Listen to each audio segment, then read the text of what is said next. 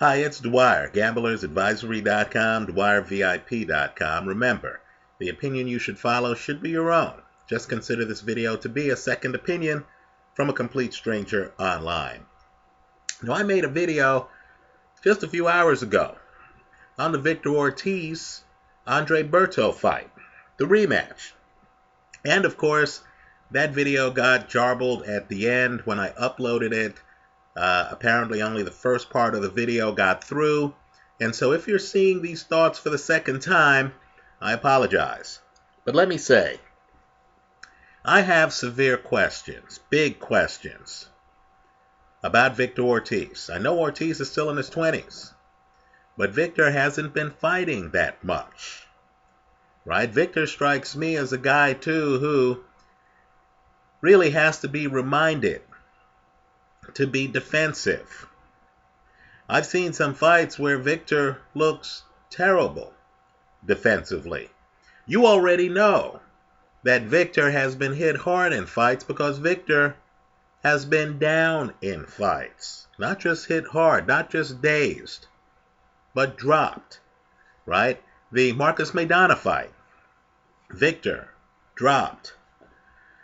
The first Andre Berto fight, Victor hits the canvas. The Floyd Mayweather fight, Victor hits the canvas. The Luis Collazo fight, Victor gets drilled. Right? People forget that Ortiz himself questioned what he was doing in the sport in the interview at the end of the Marcus Maidana fight.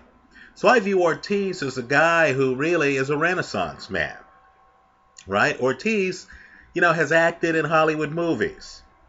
He's talented, and so the shortest distance between where he is and where he wants to be is to make money in the ring. Right? Boxing just finances his other endeavors.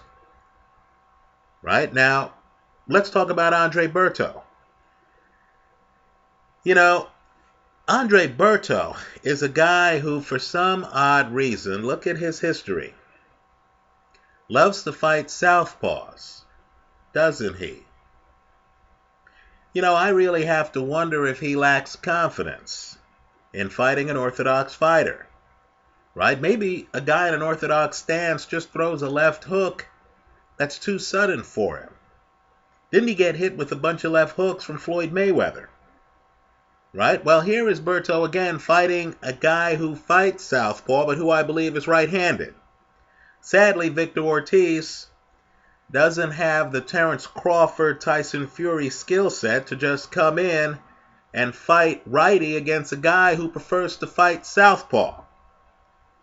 Right? We're not dealing with that talent level. Right?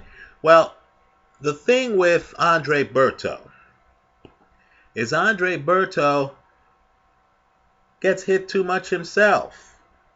Right? Wasn't he down in the Victor Ortiz fight? Haven't you seen Berto fights where he's all puffed up? He's taking punches from people like Robert the Ghost Guerrero. Right? He's getting hit. He's not confident on his back foot. It's an all-action fight. Now, let me just say this. The last time Victor Ortiz was standing at the end of a fight was the first fight between these two guys 5 years ago, right? In April of 2011. The bet I'm recommending here, and I'm not sure who wins, right? Because both guys have punches. Both guys are going to want to be front foot heavy. The bet I'm recommending here is that you take both guys by knockout. I just don't see how this fight can go the distance, right? Victor Ortiz's defense to me has deteriorated like George Groves's defense has deteriorated, right? Defense really is a habit. It's a commitment. You're either developing it all the time, committed to it all the time, or you're not. Right? Now, Victor Ortiz is a guy who has a big punch. That's his fastball. Right? He has a big punch. No question about it. But of course, when you start living on your fastball too much, you forget how to pitch. You forget the off-speed stuff. You forget how to work the count. Right? Victor Ortiz, the last few times I've seen him, his defense has looked awful. Let's go back to the Floyd Mayweather fight. Floyd's outboxing him. Right? From distance, that fight's a mismatch. Worse yet, Mayweather's comfortable on the ropes outboxing Victor Ortiz. So Ortiz, of course, gets angry. Starts to physically impose himself on Floyd Mayweather. Starts to come in with his head deliberately. Deliberate headbutts and stuff like that. That's the personality type you're dealing with. Right? Ortiz is not a guy who's gonna, in between rounds, come up with a new strategy and try to beat an artist like Mayweather on the merits. No, he's a guy who thinks he can physically impose himself on you. Now, he's a guy who yo-yos in weight between fights, right? You know the type of guy. These are the guys who, gain a lot of weight, then lose the weight right before the fight. Think Julio Cesar Chavez Jr. I'm just telling you, guys who yo-yo in weight don't age well, right? As the people following Chavez Jr. are finding out, right? These guys who are relying on size to beat you, not skills, right? Those guys, after a while, have a problem regulating their size. As we get older, as you get to your late 20s, your body doesn't dump the weight that fast.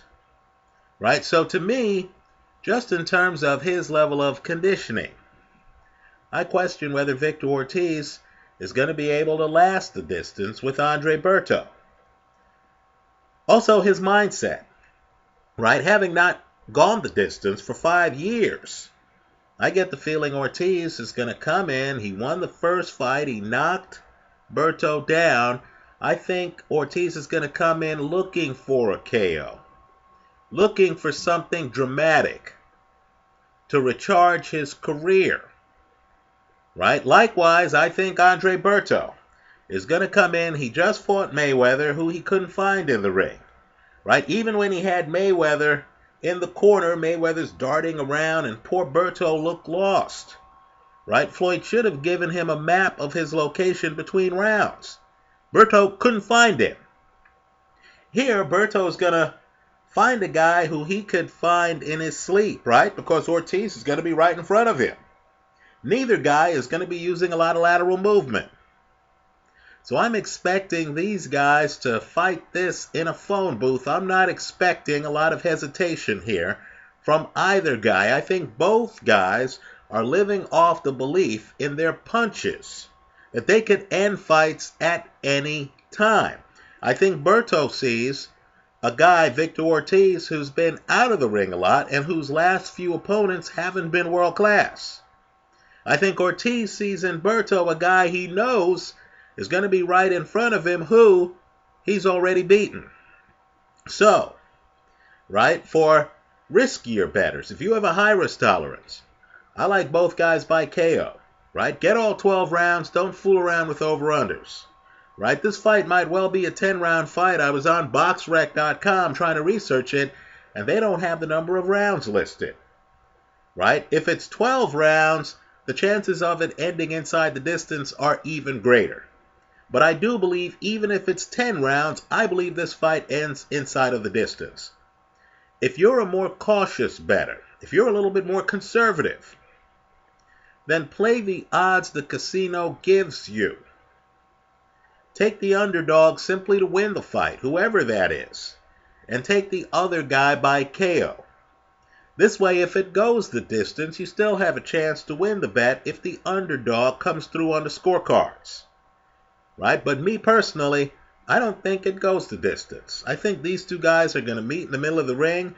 They're going to throw a lot of heavy punches. I think Victor Ortiz, like George Groves, really has de-emphasized offense. It's too much, defense. It's too much work. Right? Understand, defensive fighters work at it. They're always thinking about hiding their head, hiding their body, being in a place where you can't hit them with your best punch. Right? That's a lot of work. Victor Ortiz is a guy who's fighting once a year these days. It's too much work for him. Right? Boxing is a hobby for him. It's not a calling for him.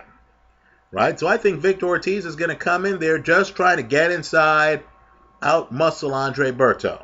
And I feel Berto is going to feel so fortunate to have a guy he can actually find in the ring after fighting Floyd Mayweather, that Berto is going to return fire, because that's what Berto does. I'm expecting a knockout in this one. Let me hear from you. Leave your comments for me here online. Visit us at gamblersadvisory.com. Thanks for stopping by.